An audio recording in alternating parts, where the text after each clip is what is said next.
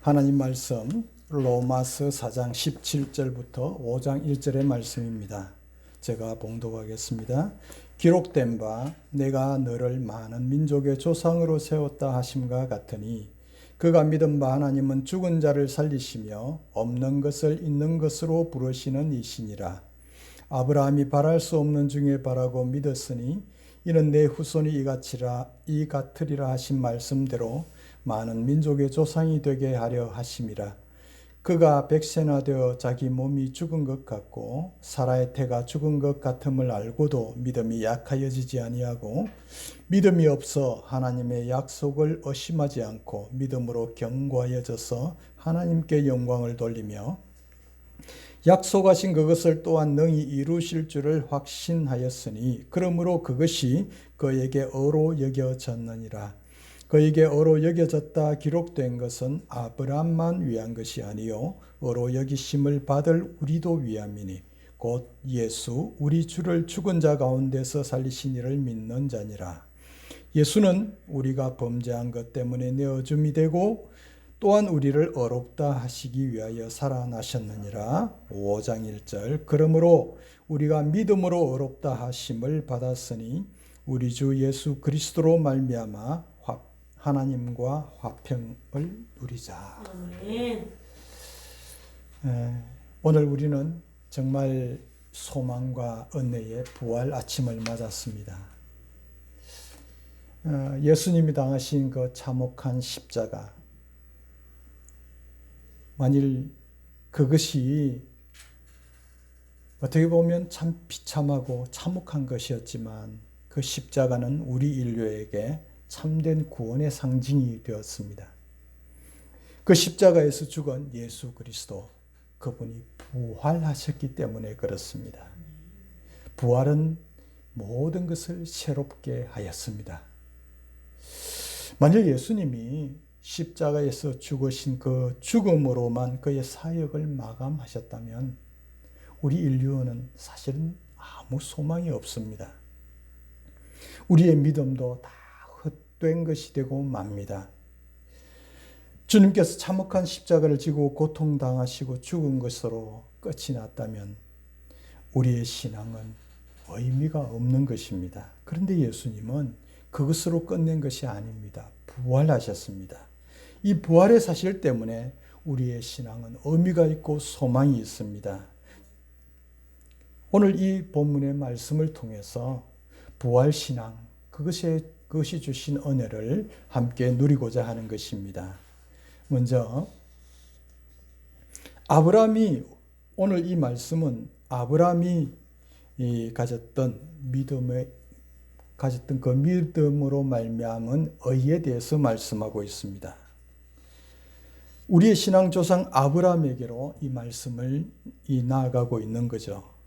아브라함이 하나님의 말씀을 믿는 그 믿음이 의로 여김을 받았다고 하는 말씀입니다.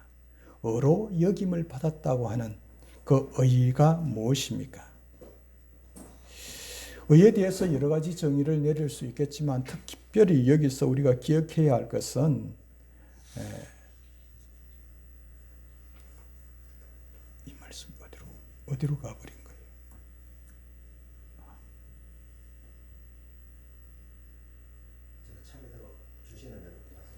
차례대로가 아닌 것 같아요. 예.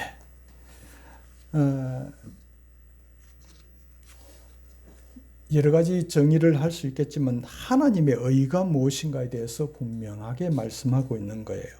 하나님의 의라고 말을 할 때 이 의는 하나님의 본성 자체를 말하는 겁니다. 하나님의 본성으로서의 의라고 말할 때 그것은 하나님은 언제나 옳다는 겁니다. 거기에는 불의한 것이 있을 수가 없다는 것입니다. 오직 옳은 것, 의로운 것만 행하실 수 있는 능력, 그것이 의입니다. 그렇기 때문에 본성적으로 의로우신 하나님 앞에서 아브라함이 의로 여김을 받았다고 말할 때 의로우신 그 하나님 앞에, 본성적으로 의 자체이신 그 하나님 앞에 당당히 설 수 있는 의로움이 아브라함에게 주어졌다는 거예요. 아브라함이 그 자격을 받았다는 겁니다. 이것을 신학적으로는 칭의라고 말합니다. 하나님께서 의롭다고 인정하셨기 때문에 의로우신 하나님 앞에 설 수 있는 자격, 그것이 칭의입니다. 하나님께서 의롭다고 하신다는 이 말은 너는 죄가 없다고 선포하는 거예요. 다른 말로 이거 법정적인 용어라고 말을 하죠. 법정에서 의다, 이거는 죄가 없다고 선포할 때 그것은 죄가 없는 것입니다. 더 그 사람이 어떠냐 이거 관계를 따질 아무런 이유가 없습니다. 이미 선포가 되어진 거죠. 하나님이 그렇게 선포하셨다는 거예요. 이것이 칭의인 것입니다.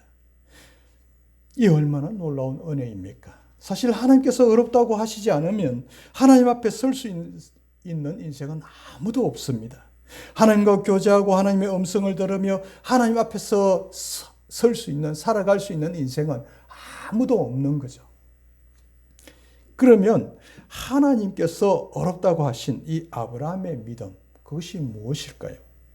오늘 이 본문은 그것에 대해서 말씀하고 있는 것입니다. 사실 이 말씀은 구약 창세기 말씀으로 돌아가서 우리가 살펴보아야 하는데요. 창세기 15장 1절부터 6절까지 있는 말씀이죠. 아브라함이 어로 여김을 받았을 때 그때 상황을 우리에게 보여줍니다. 아브라함은 약속을 받고 자신이 살고 있던 땅을 떠나서 하나님께서 지시한 땅으로 갔습니다. 그리고 10년의 세월이 지났습니다. 그런데도 여전히 아브라함은 약속을 받은 그 후손이 없는 겁니다. 후손이 없는데도 불구하고 아브라함은 하나님께서 약속하시는 대로 그 약속을 받고 믿었고 그것이 쭉 이어져서 100세가 될 때까지 그것을 믿고 있었다고 오늘 성경은 기록하고 있습니다.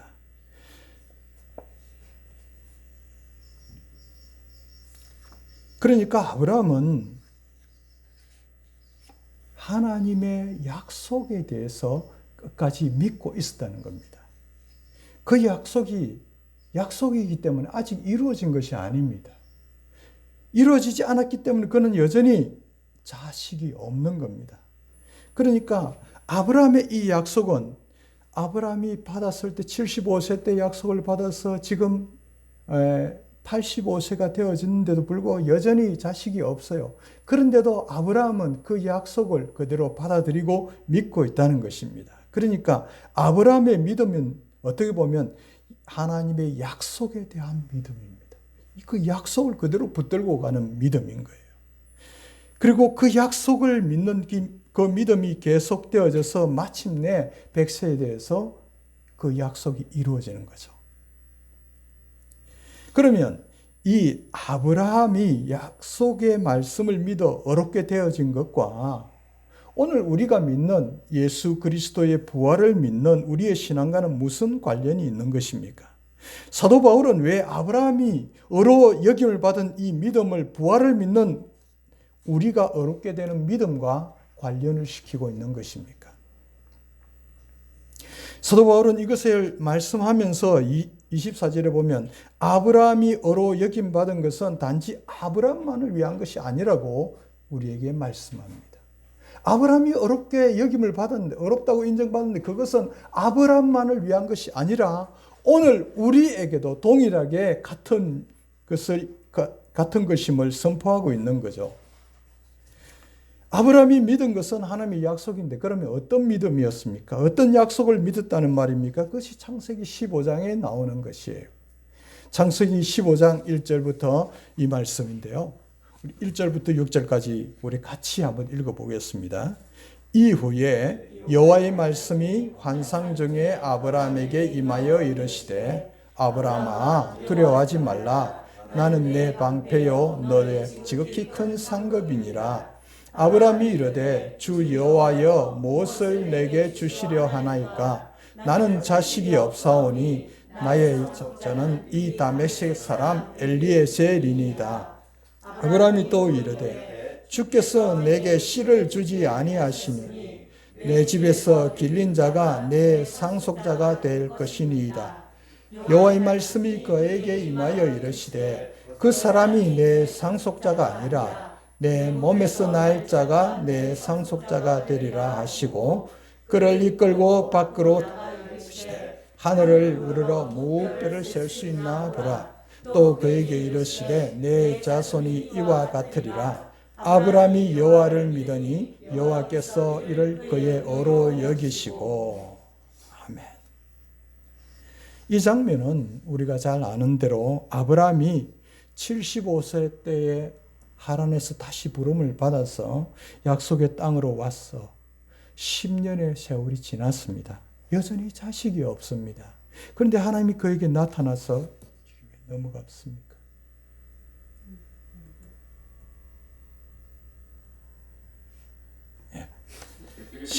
10년의 세월이 지난 후에 여전히 자식이 없는 거예요. 그런데 그 아브라함에게 하나님이 찾아오셔서 또다시 약속을 하는 겁니다.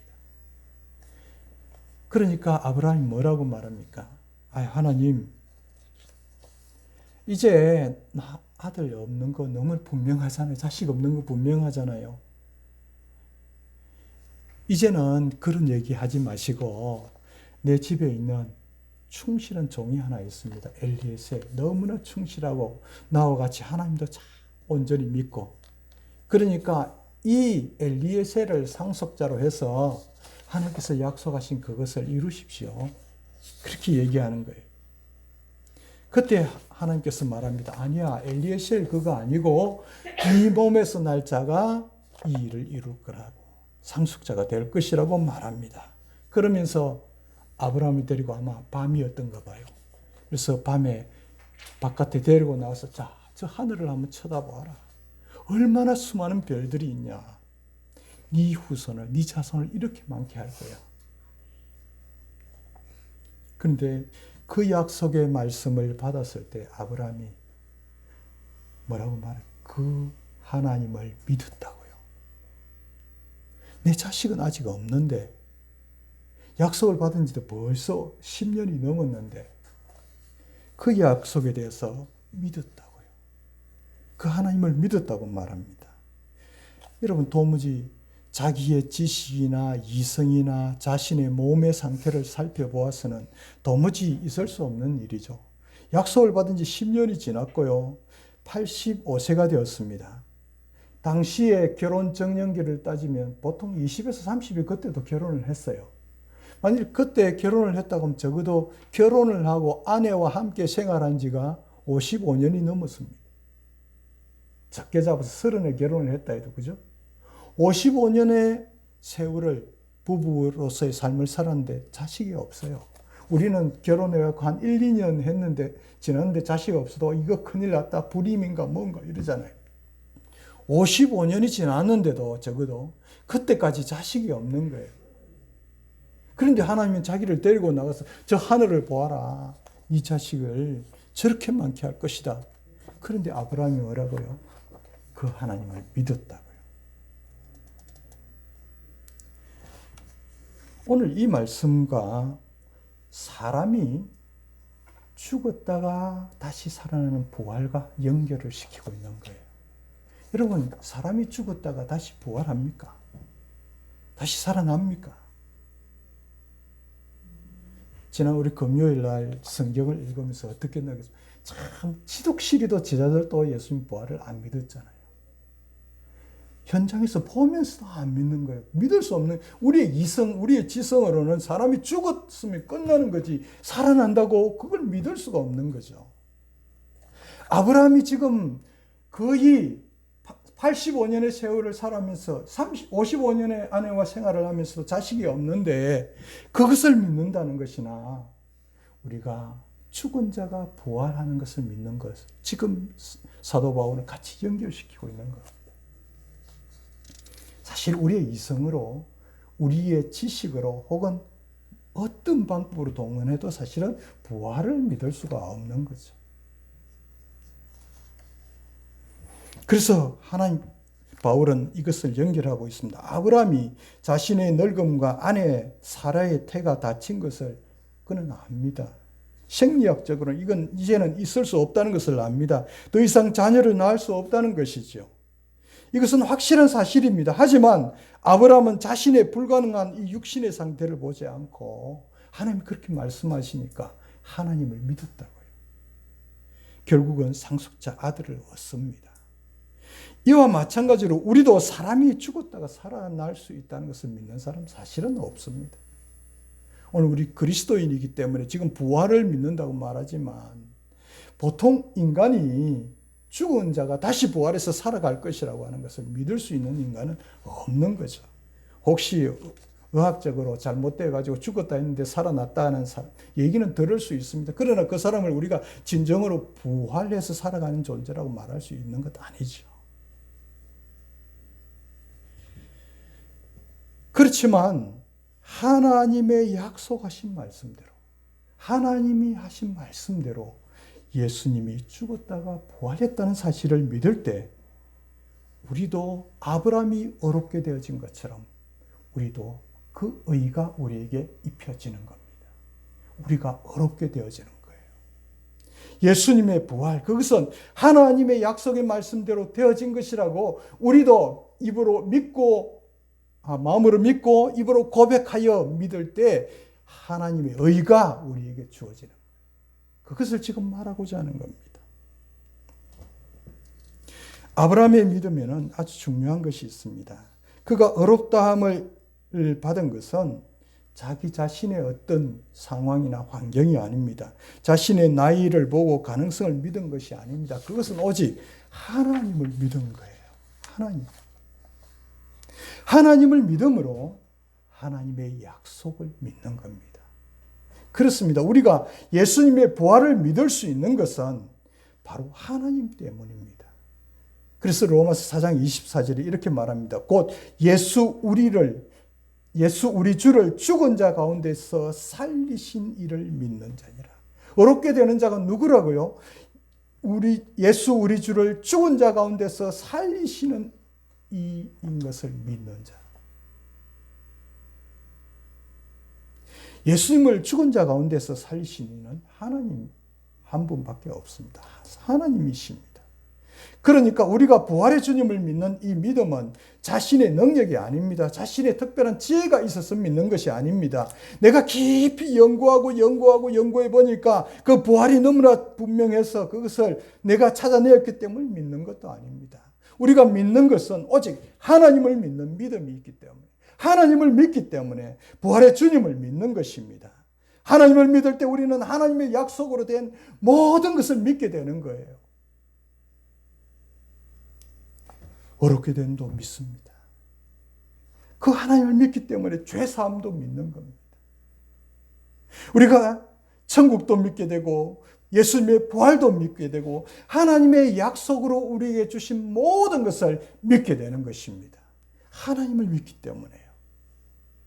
우리의 인간의 지혜로는 도무지 받아들일 수 없는 수많은 일들이 일어났지만 우리가 하나님을 믿기 때문에 그 모든 것을 받아들이고 믿게 된 것입니다. 여러분, 실제로 우리는 예수님이 부활하셨다는 것을 믿습니다. 예수님이 몸으로 부활하셨습니다. 이 사실은 역사적으로도 너무나 많은 증거들을 가지고 있고요. 성경에 수많은 부활의 증인들이 있습니다. 그리고 심지어 수많은 사람들이 이 부활을 부정하기 위해서 노력했지만 그것이 헛된 것이 되었다고 하는 그런 많은 증거들도 우리는 가지고 있습니다. 그래서 이것만 봐도 우리가 믿을 수 있다고 말할 수 있을 것입니다. 그러나 우리가 그것을 목격하지 못했고 우리가 그것을 알지 못했고 내가 연구하지 않았다 할지라도 내 이해의 능력이 그것을 예수님이 부활한 것을 내가 이해할 수 없는 것이라 할지라도 하나님께서 죽은 자를 다시 살리시는 분이시고 하나님이 그렇게 말씀하시고 있기 때문에 하나님 또한 그것을 부활시키셨기 때문에 우리는 하나님을 믿기 때문에 그 부활을 믿는 것입니다. 이것이 하나님을 믿는 믿음이고 부활신앙을 가진 믿음인 것입니다. 이 부활신앙을 가진 자들은 이것으로 끝나는 것이 아니라 그 부활로 인하여 주어진 놀라운 축복들이 있기 때문에 그것을 우리는 누려야 합니다. 오늘 우리가 이 시대, 지금 우리가 부활신앙을 다 가지고 있는데 부활을 믿자 이 얘기는 의미 없는 얘기고 그런 설교를 해야 할 이유는 없습니다. 오늘 이 자리에 있는 분, 전혀 모르는 분이 왔다면 우리는 이것을 증거해야 되겠지만 우리는 이미 다 부활신앙을 가지고 있습니다. 부활신앙을 가진 자가 누려야 할 축복이 있다는 거예요. 그것이 로마서 5장 1절이 말하는 것입니다. 로마서 5장 1절.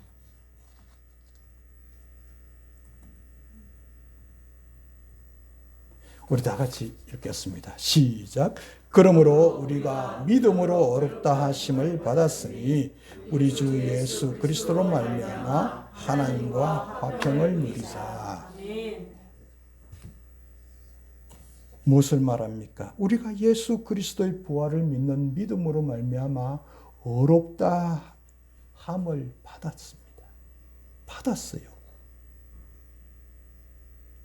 우린 이미 어렵게 되었습니다. 하나님 앞에 설 수 있는 자격을 받았습니다. 그 자격은 없어지지 않아요. 내 실수로 없어지는 것도 아니고 내가 죄를 좀 지었다고 없어지는 것도 아니에요. 만약 그것이 내가 실수했고 죄를 지었기 때문에 하나님 앞에 설 수 있는 자격이 없어진다고 한다면 누가 또다시 하나님 앞에 설 수 있겠습니까? 이미 우리는 어렵다함을 받았습니다. 그렇기 때문에 이제 우리가 이 어렵다함을 받은 우리가 누려야 할 것은 뭐냐면 하나님과 화평을 누리라 이 말이에요. 예수 그리스도의 부활을 믿는 믿음으로 말미암아 하나님과 나 사이에 막혔던 모든 담이 무너졌습니다. 장애물이 거쳤습니다. 화평케 되었습니다. 어렵다함을 받았습니다. 전에는 우리가 다 죄인이었기 때문에 하나님께 나아갈 수 없었습니다. 화평이 없었습니다. 하나님의 자녀의 모든 권세를 누릴 수 없었습니다. 그러나 이제는 우리가 예수 그리스도 안에서 예수 그리스도를 믿는 믿음, 예수 그리스도의 부활하신 것을 믿는 믿음, 하나님께서 예수 그리스도를 부활시키셨다고 하는 이 믿음을 가졌기 때문에 하나님께서 어렵다 하셨고 하나님의 의 앞에서 당당히 설 수 있는 자격을 우리가 받았다는 말씀입니다. 하나님의 임재의 자리에 설 수 있는 자격을 우리가 받았습니다. 그것은 믿음으로 말미암은 어렵게 됨 때문입니다. 다른 것이 아니라 나의 행위나 나의 삶이 하나님 보시기에 온전하고 완전해서 어렵게 된 것이 아닙니다. 하나님의 약속하신 말씀을 믿는 그 믿음으로 된 것이에요. 하나님이 예수님을 죽은 자 가운데서 다시 살리신 것을 믿는 믿음으로 우리는 의가 되었습니다. 의가 하나님 앞에 의가 되었다고요.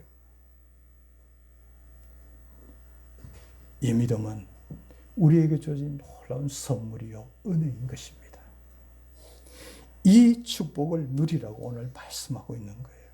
전에는 우리가 다 죄 가운데 있어서 하나님 앞에 나아갈 수 없었어요. 전에는 오직 대제사장이 우리를 대신해서 하나님 앞에 나아갈 수 있었을 뿐입니다. 그러나 이제는 하나님의 약속을 믿음으로 이루어진 이 의를 의지해서 하나님과 화평의 축복을 누리라는 것입니다. 우리는 화평의 자녀입니다. 축복의 자녀이요 하나님 그리스도와 함께 상속받은 상속자입니다. 날마다 하나님과 가까이 할 수 있습니다. 가까이 하면 할수록 우리는 더욱 하나님의 풍성한 자녀의 축복을 누리게 됩니다. 자녀의 사랑을 받게 됩니다. 이것이 예수님이 부활하심으로 우리에게 주신 축복입니다. 이젠 어렵다 하심을 받았기에 그 축복을 누리는데 혹시라도 아직도 자신의 잘못한 죄를 기억하며 죄책감에 시달리고 있다면 그 모든 것에서 이제 고백해야 합니다. 해방되었다고 고백하십시오. 그리고 의를 누리려 합니다. 우리의 모든 죄는 예수 그리스도께서 십자가에 지실 때 다 해결하셨습니다. 부활신앙을 통해서 하나님의 온전한 의에 이르렀습니다. 얼마든지 하나님께 나아갈 길이 열려 있습니다. 이 약속을 믿음으로 담대히 나아가야 합니다. 히브리서 10장 19절은 이렇게 말합니다. 그러므로 형제들아 우리가 예수의 피를 힘입어 성소에 들어갈 담력을 얻었나니. 성소 곧 하나님의 임재에 들어가는데 왜 담력이 필요합니까? 주님께서 이 모든 것을 완성하셨는데 왜 담력이 필요할까요? 그것은 아직도 우리의 마음에 계속되는 두려움이 있기 때문일 것입니다. 내가 감히 하나님 앞에 나아갈 수 있는가 하는 염려들이 있기 때문일 수 있습니다. 나 같은 인생이 어려우신 하나님의 보좌 앞에 감히 갈 수 있을까 하는 생각이 있기 때문일 것입니다. 그래서 담대함이 필요해요. 그 담대함은 나 자신의 행위가 아니라 예수님께서 이루신 십자가와 부활로 성취하신 것에서 나옵니다. 예수님을 믿는 자에게 선포된 하나님의 의, 그것에서 나오는 거예요. 그것은 부활의 주님을 믿음으로 이루어진 자녀됨에서 나오는 것입니다. 그러므로 우리는 담대함을 가지고 하나님과 화평의 축복을 누리며 매일매일 살아가는 성도의 삶을 살아가는 것입니다. 나의 무엇이 이 화평의 축복을 깨뜨리고 있습니까? 무엇이 나의 어렵게 됨을 인정치 못하게 합니까? 그 어떤 것이 자녀된 우리를 아버지 앞에 나아가지 못하게 합니까? 예수 그리스도의 십자가에서 이루신 것보다 더 크고 강한 것이 있습니까? 하나님의 말씀보다 더 강하고 확실한 것이 있습니까? 우리의 모든 생각과 마음을 사로잡아야 합니다. 말씀으로 사로잡아야 합니다. 그리고 그 말씀에 의지해서 날마다 하나님과 평화를 누리는 저와 여러분이 되기를 간절히 축복합니다. 이제 우리는 이 부활의 은혜를 기억하면서 의롭게 된 이 놀라운 축복을 기억하면서 주님께서 잡히시기 전에 주신 그 성찬에 참여하려고 합니다. 성찬에 참여하는 것은 주님의 몸에 우리도 온전히 연합하는 것입니다. 주님의 몸에 연합되어서 하나님과의 온전한 화평을 누리는 그 축복스러운 자리입니다. 우리 함께 이 축복의 자리로 나아가기를 원합니다. 하나님 말씀을 제가 읽습니다. 내가 너희에게 전한 것은 주께 받은 것이니 곧 주 예수께서 잡히시던 밤에 떡을 가지사 축사하시고 떼어 이르시되 이것은 너희를 위하는 내 몸이니 이것을 행하여 나를 기념하라 하시고 식후에 또한 그와 같이 잔을 가지시고 이르시되 이 잔은 내 피로 세운 새 언약이니 이것을 행하여 마실 때마다 나를 기념하라 하셨으니 너희가 이 떡을 먹으며 이 잔을 마실 때마다 주의 죽으심을 그가 오실 때까지 전하는 것이니라.